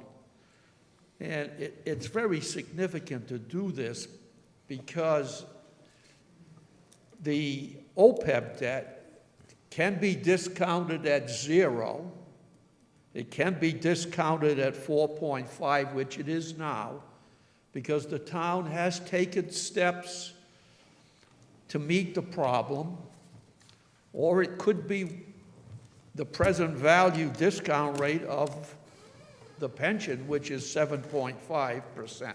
So this is a very difficult subject, and the only way to really get the metrics is to let the scorekeeper tell us what we can do to control it. So we can run tests. We could say, if we negotiate this, if we make this change with retirees, we can then get the present value metric for the dollar. I know last time, and I don't decry the work that was done at the last contract. One reason is we did at least level the OPEB when it tends to increase. We also I live in fear that we would be told that you have a zero figure to use in the present value computation, which would then make OPEB some amount that I can't even imagine. So what this comes down to, that this is a bang for the buck. We invest a little bit to control $60 million total unfunded liability, assuming a present value discount of 4.5%, with an arc of about $5 to $6 million a year. If you can do that with 7,500 and 5,000 continuing, it seems to be some big bang for the buck. And I just like to remind people that the ultimate loser in a bankruptcy is not the bondholder in Rhode Island. In Rhode Island, the losers are the retirees and the current workers. They're the ones that take the beating. The state legislature has been very kind to bondholders. One can imagine there are many state legislators who are bondholders in Rhode Island. So again, unlike Detroit, where the bondholders took the bomb, it's like Central Falls. The bondholders went, ha, ha, ha, and the retirees and the current workers really got severely wiped out.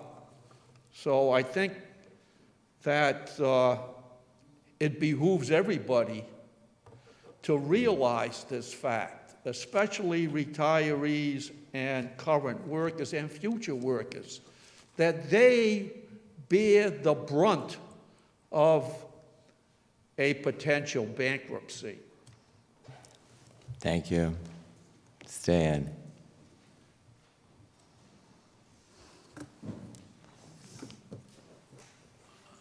I'm also happy to hear that we're going to get some detailed finance numbers to this pension issue. First I heard it was $100 million, I hear it's $90 million. I don't know how many millions of dollars are involved here, but we need to get a handle on it. I want to thank the town manager for taking one step here, and let's get the numbers right so we know where we stand. And until we do, I'm going to be up here saying, don't spend anything at all until we have these numbers. Right. We don't have the money. Thank you, Stan. All in favor?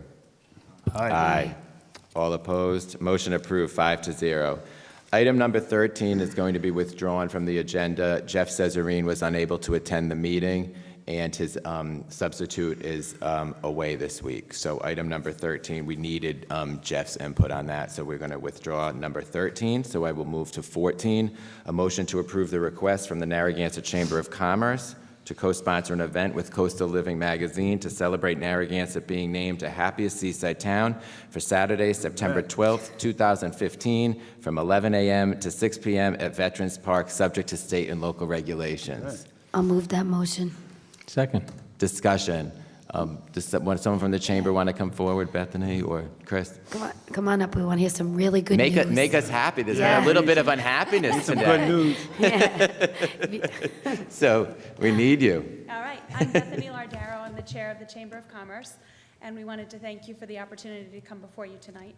We're excited at this opportunity. We wanted to recognize and celebrate the fact that Narragansett was elected to be one of the top 10 happiest seaside towns, which is a wonderful distinction. Coastal Living Magazine is really excited and wants to partner with us in an event, as well as with Go RVing, to celebrate, do a cooking demonstration. And we thought that we would also kind of collaborate with, or I should say coordinate with the fact that the state appetizer was declared to be calamari last year. The bill was signed in Galilee, and we figure since it's one of the biggest byproducts in Galilee brought in is squid, so we want to do the first annual calamari cook-off to be the kind of premier event for that weekend. We've got some politicians who are interested in coming down to support it, to really bring some great news, some enthusiasm to Galilee to support our fishing fleet and to bring some recognition to the fact that we're the second largest fishing fleet in New England. And a lot of people don't know that. And so many of our businesses and our families are centered around the fishing industry. And we thought this was a great opportunity to celebrate it. Great. Excellent. So excellent. This is, go ahead. Yeah, Susan, see that? We're only been elected 5 months. I'm just We're the amazed. happiest seaside. It's amazing. Job well you done, join in? Patrick. Please. Nothing but happiness Really? up there. Didn't you Nothing say but that, happiness. After 12 years. Okay. So this is on September 12th, though. This is the weekend after Labor Day. So for people at home, this is important. It's in Veterans Park. And it's from 11 to 6 p.m. So an important event. Chamber really stepping to the plate here with this event, so thanking them. I have a question. Go ahead. Before you go on. When are Gansett Days? It's the following weekend? Okay. The question is, were you invited, or was there a way that we could have put this together with Gansett Days? Do you feel that you're behind the 8 ball by being the weekend before, or do you think that this is going to be a great weekend? Well, Is it a good date for you? We feel that it's a great weekend. We Good. used to do our Summer's End Festival the weekend immediately following Labor Day. It kind of allows the residents to take town over again, Yeah. essentially, and celebrate what's great about Narragansett. And it Okay. seems like you were taking So- a leadership role on your Yeah. own, so I Yes. think it that's sound- great. No, it sounds wonderful. Yeah. But I was just wondering if next year, I mean, if we're going to repeat Narragansett Days, perhaps you guys could get together and make it something. They might want to decide that. Yeah, right? no, I'm As just. The I'm just- chamber and the town, right? Absolutely. There I'm you go. just offering, it sounds great. I'm just hoping you're going to have a great weekend, and thank you. I'm under the Well, impression that it's already in planning, Gansett Days. Yeah. Correct. Yes. Yeah, so basically, you're kind of doing this in lieu of the end of the year festival. Yep. And it's a different tack, a different approach, and I think it's exciting, something different, and it sounds like you've got some vendors from the area lined up We've already. got a lot of the restaurants that are really excited about the prospect of doing a calamari cook-off, and we really want to be the first people to do a calamari challenge, given it's the state appetizer, and it comes through our town. Yes. Nice. So it's essential that it happens in Narragansett and not in a community like Providence or Newport. It has to be here, and we're happy to spearhead that. Remind us, okay, when it gets closer. Yep. Yeah, thank you, Vicky. Thanks. Great job, thank you, guys. Nice job, Very ladies. exciting, thank you.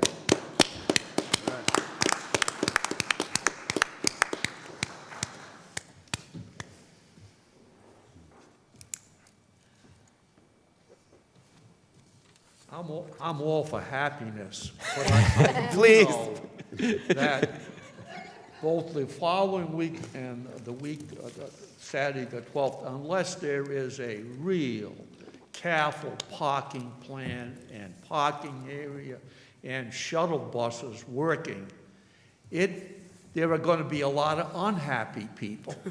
And it is absolutely essential, especially at Veterans Park. At Sprague Park, yeah, it's a little bit easier. You've got more room and you've got more parking. There isn't any parking at Veterans Park. If it's a great day, the beach parking lots are full. That happened last year.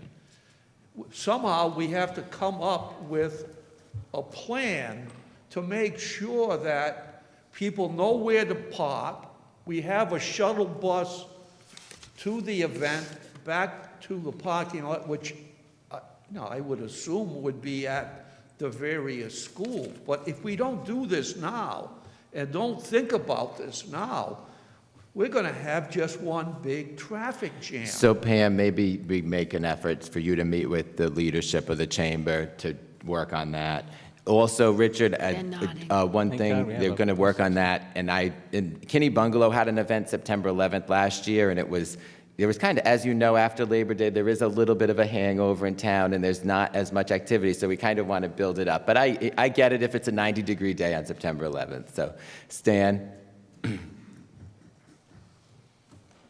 The reason I mentioned Kinney was that was not a greatly attended event, right, Steve? Because it was kind of that weekend after, yeah. It's so great to hear all this happiness coming to town. I really love it also. And free, And, free calamari. too. and what it does is sparks an idea. You know, I'm afraid the town as it is just beautiful. It's the happiest town around. It's a beautiful place to be, you know. And I'm afraid that we may get a change, because I've attended some comprehensive plan meetings, let's say, and I'm afraid that we may change something about it. You know, whether it's get rid of the rentals or old people, or get rid of the students, the young people who are happy all the time. I don't know, but sometimes I hear some negatives that might spoil this happiness. So I want you to keep that in mind. I'm glad they brought it to light. They're celebrating it, and let's not forget it. We want it as it is now, and to keep it this way. Thank you. Thank you, Stan. All in favor? Aye. Aye. All opposed, motion approved 5-0.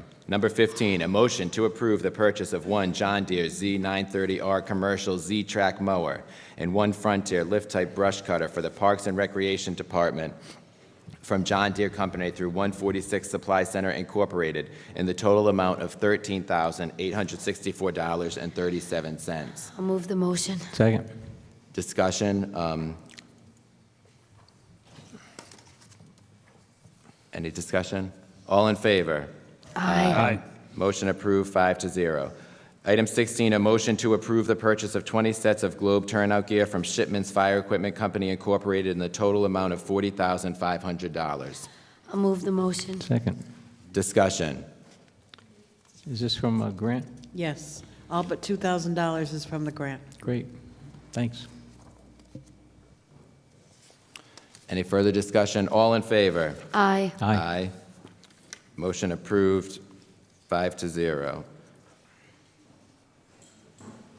Item number 17, we are going to withdraw. Again, this Jeff Cesarine was going to speak on and tell us the details about this motion. As I said, he is not able to attend tonight. So we're withdrawing item 17 to move on to item number 18. Item number 18, a motion to approve up to $30,000 on the capital project funds for the emergency repairs to the fire department ladder truck. I'll move the motion. Second. Discussion? The fire chief is very well prepared to come forward and been working on it all week. We know we need the ladder truck. Is there any concerns from the council? Want additional information on this? He needs a truck, he needs a truck. Excellent. Hey, All right. I read it. that's great. Are you kidding? You know, I mean, No, I read it. Very good. It sounds like the better of all the Scott, do you evils. want to speak to it? If you want to speak to Yeah, it. he looks like he's so prepared. Yeah. All right, let's do it while you're ahead. We're only Yeah, slightly we have this behind. up. is there any way you can get a ladder truck with a brush cutter on it? Kind of combined. I don't think they offer that option on Combine a ladder both. truck, no, unfortunately. I know you're trying to kill two birds with one stone, but I don't think it'll work. Little money there. If there are any questions, I'll just leave it alone, but. Basically, it's the one, yeah. Go Yeah, ahead. this is we're looking at a 30-year-old piece of fire apparatus. It happens to be one of the most expensive in the fleet. It's an aerial ladder truck. It's a necessary piece. It's lasted 30 years. It's amazing it's lasted this long. We can attribute that to DPW and their maintenance staff there and everything they've done over the years. We have certainly got the life expectancy out of this vehicle. We need to effect the repairs. We need to get it in service. We've located the equipment to do so. We've located the necessary authorized dealers and mechanics to do so. The money is now available now to do so, and I would like to get it done. And with the intention of keeping one in service for years to come. This is, I will tell you, it's a means, but it's no end to the means. We need to think about investing in an aerial ladder truck in the future. It's vital to the community, it's vital to the fire protection in the community, and it's vital to not only the residents, the homeowners, but the businesses. We talked a little bit about spearheading the commercial investors here in this town. One of the things that they look at when they look to invest in our communities is the insurance premiums, the cost of doing business in this town. And not having an aerial piece such as this will, in effect, possibly produce an increase in those insurance premiums, one of the costs of doing business in this town, and that's through the ISO's way of reviewing fire suppression activities in the town. So I'm prepared to go on about the need for this. I know it's been a long evening. If there's any direct questions that I could answer on it. To that point, I didn't really restrict people tonight because it was a light agenda, but we have some future heavy ones, so we will be having the restriction that's not directed at you, but to everybody, so, okay. No, that's great, thank you. All in favor? Aye. Aye. All opposed? Motion approved, 5-0. Thank you. Item 19, a motion to introduce, read, pass, and accept as a first reading an ordinance and amendment of Section 26.21, installation of tanks for combustibles of Article 2, Fire Code and Regulations. I'll move the motion. Second. Discussion, Patrick? Okay, this is another ordinance that's antiquated. This one surfaced when the Cumberland Farms needed town council approval to install gasoline tanks over 1,000 gallons. DEM pretty much, comes out of the sky in spacesuits on this one. So it's redundant and not needed for the town council to be approving any type of petroleum containers over 1,000 gallons. So I'm looking to strike this as an ordinance and continue to look for other ordinances that are redundant, nuisance, or cause businesses and residents ill harm. Agreed. The problem was I voted to not have the Cumberland Farms go forward based on that ordinance. So, We found out then. That's when we actually found out. well, some people thought it was. Okay, any further discussion? All in favor? Aye. Aye. All opposed, no. Motion approved, 4-1. Item number 20, a motion to adopt a resolution supporting House Bill 6033, named a portion of Sand Hill Cove Road in memory of E. Richard Durfee. I'll move the motion. Second. Discussion, Susan? So the last council, this went up to the State House, but it didn't get there in time to go through. But Richard Durfee passed away, and one of the things that came before the last council was, could we take a piece of that road in memorial of his death and just name it after him? And so that's what we did. So it's here tonight to follow up on the resolution. And we're required to send a Right, resolution. it would be up helpful to- if when I'm speaking, you don't speak at the same time, because it's hard to stay on task. Really. This was in memoriam, and we've been told, just the General Assembly requires a resolution to put it forward. So, all in favor? Aye. Aye. Motion approved, 5-0. And item number 21, a motion to adopt a resolution in support of House Bill H. 5000, an act relating to taxation, personal income tax, and its companion Senate bill. Second. Discussion, Chris? Yeah, we started getting some word coming down from the State House that there was some serious talk about stopping, the state stopping taxing Social Security and disability benefits for seniors over 65, which would be a great move. We started getting other resolutions from towns about February, and I wrote this resolution up a couple weeks ago, meaning to put it on this. I'll just read it very briefly.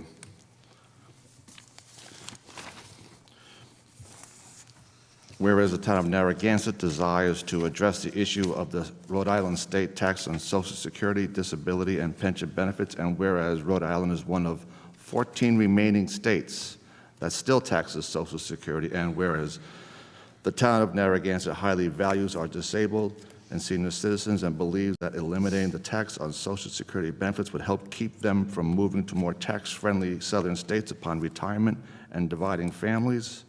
And whereas the town of Narragansett considers the taxing of Social Security and disability benefits to be an unjust tax that targets some of our most vulnerable residents, so therefore be it resolved that the town of Narragansett, the Narragansett Town Council hereby strongly urges passage of legislation by the Rhode Island General Assembly during this 2015 session, repealing the tax on the above stated benefits. Therefore, be it further resolved that a copy of this resolution will be forwarded to our legislative delegations and all cities and towns in Rhode Island requesting support for House Bill House Bill H 5000. House Bill H 5000 is a companion bill in the Senate. They target far more than Social Security benefits being taxed and disability. They target pensions, everything, right? 401ks, private, public pensions. I don't know if it has any legs, but I think when I heard they zero in on the two most serious ones, the tax on Social Security and disability, it might have a chance. So, I think it's well done, Chris. thank you. I wish I actually wrote it. Nice job. Just vote for it. I'm going to vote for it. I love it. I read it. I think it's great. Stan.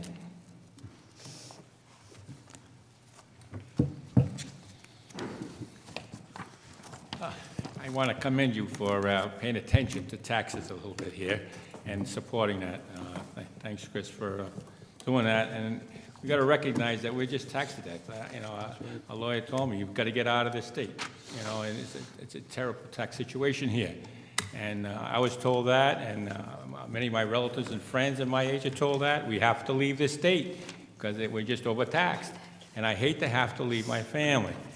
But, it may come to that, and maybe some effort like this, as it can continue on a state level as well, to make it a little easier for us to stay here, a better financial decision. Thank you. What we're seeing, Stanley, is it's no longer anecdotal stories about people leaving Rhode Island once they retire. It's a proven fact, statistically proven out.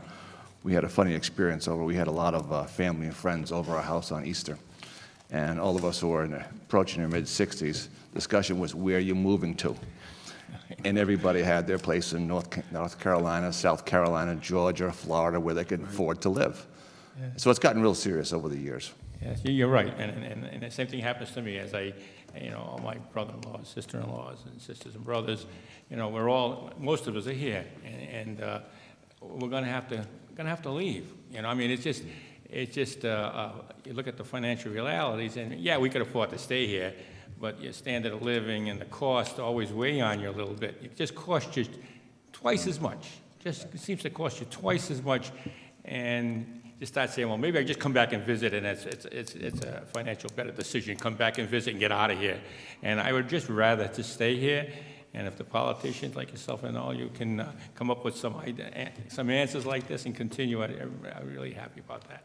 Thank you. Well, don't leave till calamari day then, okay? Stick around for that. I know. Okay, I'll listen to you on that.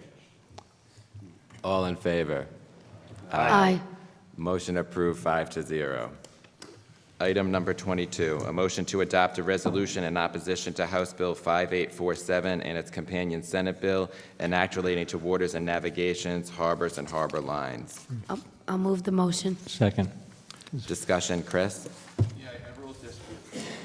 Sorry. I like this one. I wrote this one out of a reaction. First, there was a similar House bill called 1.0, which basically said that the town is going to collect mooring fees and give it to the DEM. The DEM will return it to the towns as they see fit. And we inquired into that, and that seemed to have no legs at all at the State House. And now what happened, they changed that to House Bill, I call it 2.0, where basically they said the same thing, but even worse. They wanted us to collect the fees, give it to the state, and the state was going to, in turn, start a state maritime police patrol, a whole new bureaucracy with the government, and we'd be out all the money. It's a strict, I'll read the resolution. It's just, again, it's not a particularly long. Whereas House Bill 5847 strips away generations of local jurisdictional and regulatory authority that Rhode Island cities of towns have had over their own municipal waterways and gives it to the heavy hand of state jurisdiction. And whereas House Bill 5847 empowers the state to determine who gets a municipal waters mooring, when they get it, what they pay for it, and how long they retain it.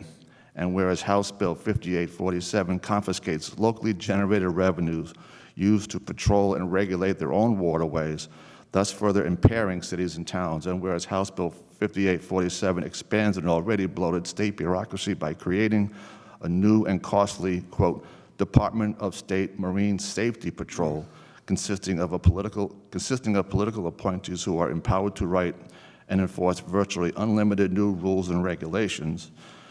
And whereas House Bill 5847 constitutes yet another burdensome, unaffordable state-funded state mandate upon local communities and violates the principle of first do no harm, therefore be it resolved that the town of Narragansett views H 5847 as an unwarranted and hostile act of the state upon the natural authorities of the cities and towns of the state of Rhode Island and strongly opposes its consideration and passage.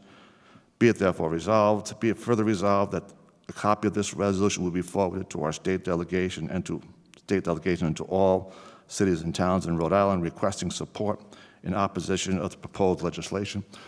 So the rest of the communities are going to get notification of this resolution, and they're already starting theirs. We're a little late to the party on this one. So there's real concern amongst the communities in Rhode Island. We're just pretty much joining their chorus. I'm glad, did you want to talk on that? No, I'm glad that you put this one on. This is the creation of a Department of State Marine Safety Patrol is a very egregious, heavy hand of the government's coming into our localities. The whole bill itself is a big overreach by the state and takes away a lot of, would take away a lot of local control. And so hopefully resolutions like this will discourage its passage, strongly discourage its passage, and the revenue amount is a lot that the town would potentially lose. So I strongly support this resolution. Meg?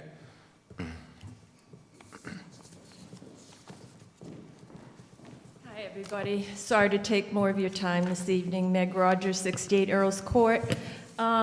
As some of you might not be aware, Narragansett's Harbor Master, Kevin Connors, tested before House Oversight Committee on April 2nd when this bad bill was being heard, and what he said was very instructive. I just wanted to let other people in the community know that Kevin told the committee there are about 350 moorings in our town, and renewals were due on April 1st. About 180 boat owners had not responded, and Kevin felt that was probably about their concerns about having to pay the extra money.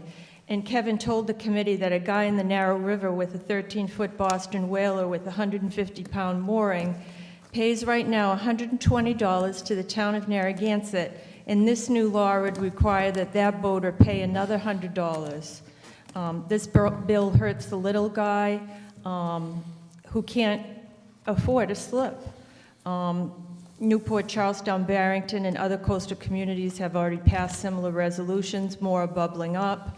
I just wanted to thank Chris for his excellent work and attention on this, and I wanted to let others know that at House Oversight, Narragansett State Senator Mark G. also testified against this awful bill. He asked a very pertinent question. He said, where would the Marine Patrol sponsor, about the Marine Patrol sponsors, he wanted to know, where would they fall in the hierarchy of the current law enforcement groups?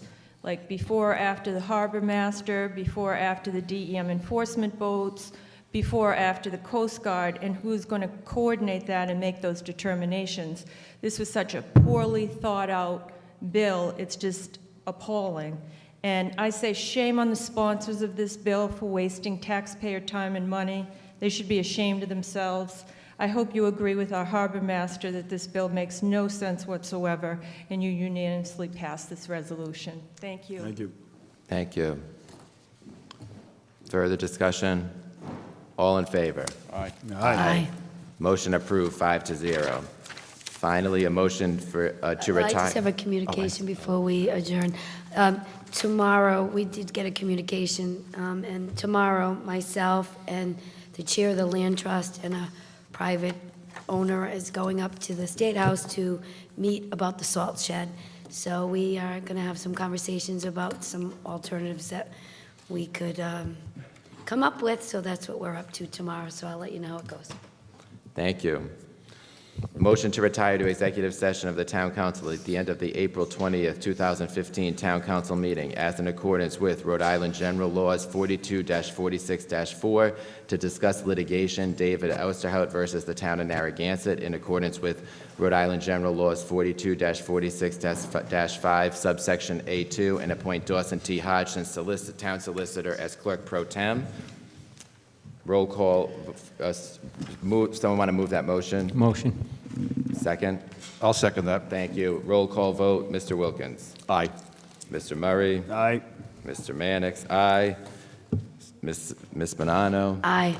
Ray? Aye. All right, motion approved, 5-0. Motion to adjourn? Discussion?